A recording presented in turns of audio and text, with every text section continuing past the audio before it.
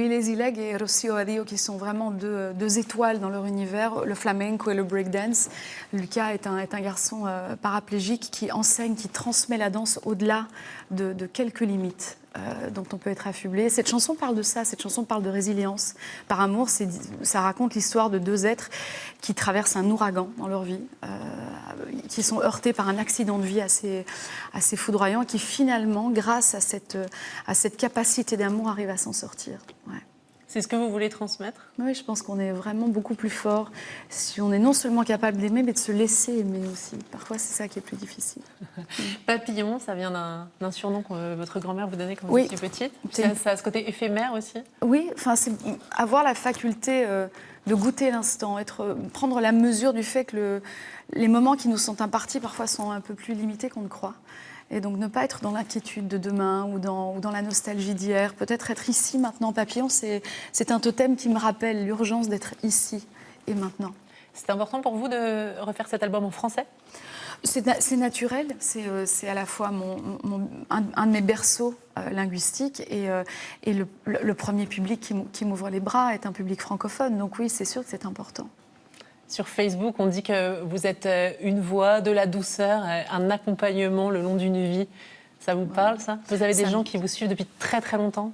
Oui, depuis très longtemps, ça me touche surtout. Moi, je suis vraiment...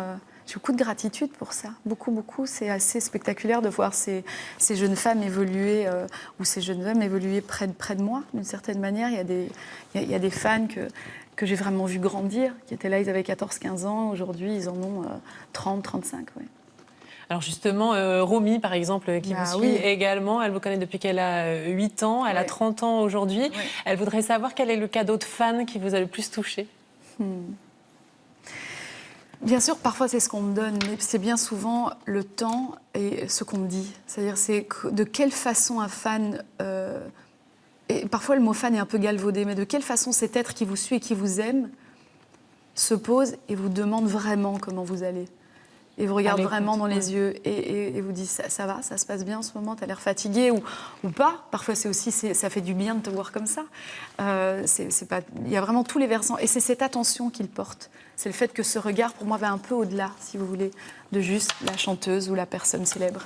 Oui, ça c'est important. Chouchou sur Internet dit que vous avez une belle âme. Ça Nathalie dit bonjour mon ange. Il y a ce côté très... les gens s'attachent fortement à vous. Moi aussi. Moi aussi, c'est totalement réciproque.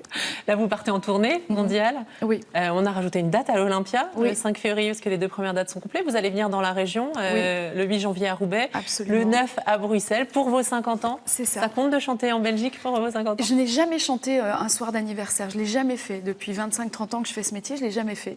Et je me suis dit quand même, le jubilé des 50 ans, enfin je les ai, ça y est, là on y est dans quelques mois, donc je me dis ce serait peut-être un beau moment que de fêter ça avec ma famille et aussi ma famille de fans et de gens qui me suivent depuis tant de temps. Ouais.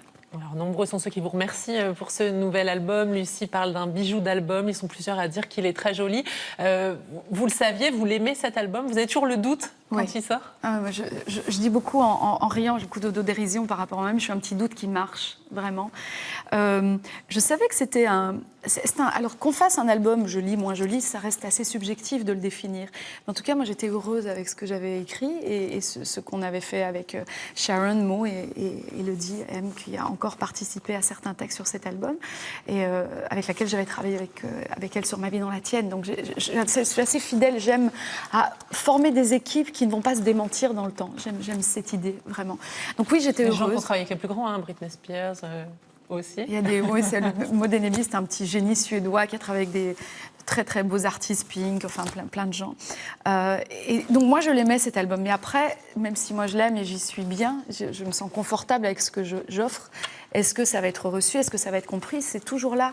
Je crois qu'il y a une incertitude et un doute, bien sûr. Et alors, il est bien reçu, je peux vous le dire que les commentaires... Là, j'ai une oreillette, ça n'arrête pas, les commentaires.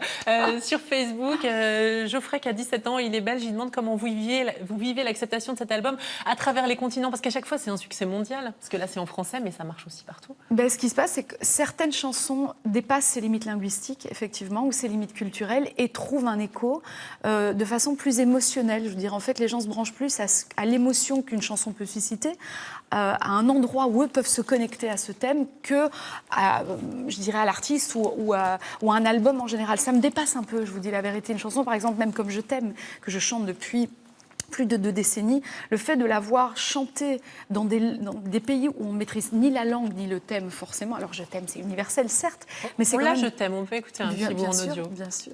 On l'a celui-là. Et c'est quelque chose qui effectivement plaît à tout le monde. Oui, et je crois que ça va au-delà justement d'une langue dans laquelle on s'exprime et on écrit, mais c'est plus une émotion qui nous interlie, voilà, qui fait qu'on a quelque chose de commun, qu'on n'est pas dans la division, mais plutôt dans l'unité. Je crois que c'est ça la musique, ça crée l'unité. Et vous l'aimez toujours celle-ci? J'adore la chanter. Vous la chanterez en tournée? Bien sûr. Obligé, les gens l'attendent. Mais c'est même pas obligé, c'est une joie. Vous avez envie de le faire? Oui, bien sûr.